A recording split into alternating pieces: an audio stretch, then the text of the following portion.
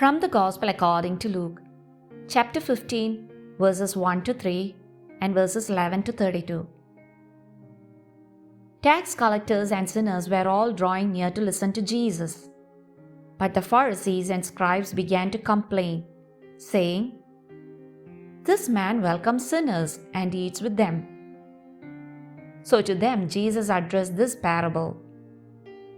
A man had 2 sons, and the youngest son said to his father, "Father, give me the share of your estate that should come to me." So the father divided the property between them. After a few days, the youngest son collected all his belongings and set off to a distant country, where he squandered his inheritance on a life of dissipation.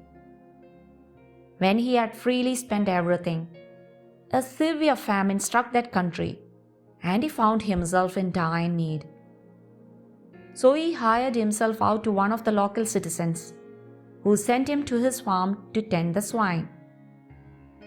And he longed to eat his fill of the pods on which the swine fed, but nobody gave him any. Coming to his senses, he thought, "How many of my father's hired workers have more than enough food to eat, but here am I, dying from hunger. I shall get up and go to my father, and I shall say to him, 'Father, I have sinned against heaven and against you. I no longer deserve to be called your son. Treat me as you would treat one of your hired workers.' So he got up and went back to his father.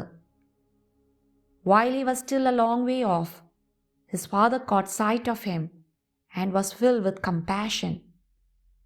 He ran to his son, embraced him, and kissed him. His son said to him, 'Father, I have sinned against heaven and against you. I no longer deserve to be called your son.'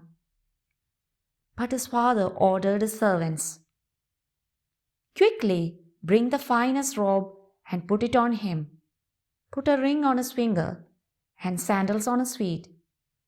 Take the fattened calf and slaughter it. Then let us celebrate with a feast, because this son of mine was dead and has come to life again.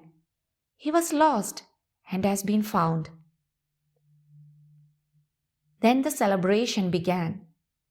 Now the oldest son had been out in the field, and on his way back, as he neared the house, he heard the sound of music and dancing.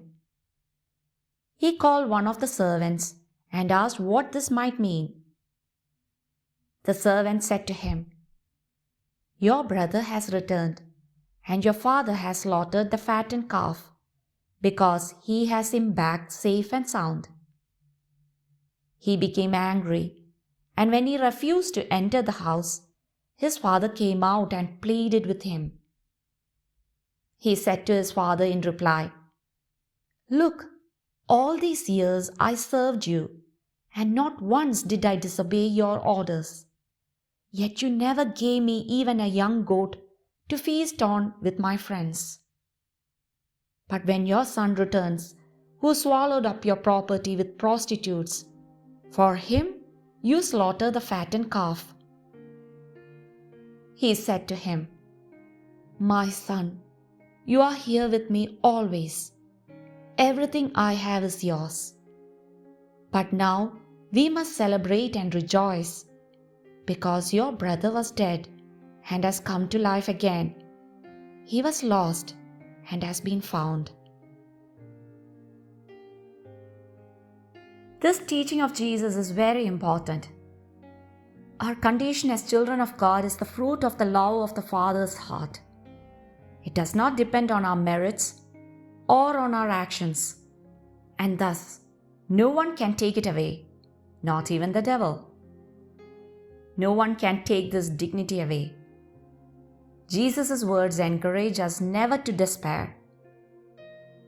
I think of the worried moms and dads watching their children move away, taking dangerous paths. I think of the parish priests and catechists who wonder at times if their work is in vain. But I also think of the person in prison who feels his life is over.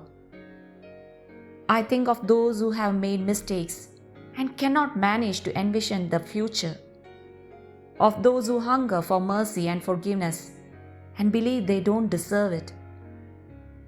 In any situation of life, I must not forget that I will never cease to be a child of God, to be a son of the Father who loves me and awaits my return. Even in the worst situation of life, God waits for me. God wants to embrace me. God expects me.